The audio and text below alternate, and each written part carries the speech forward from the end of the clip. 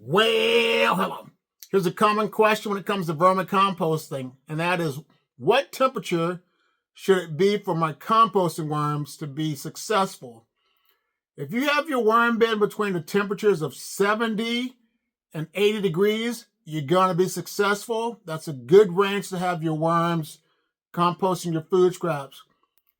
81 and above, you're going to run into more problems.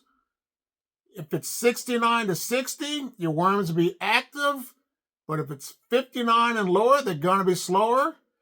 If they're too cold, they can freeze. And if it's too hot, they can die.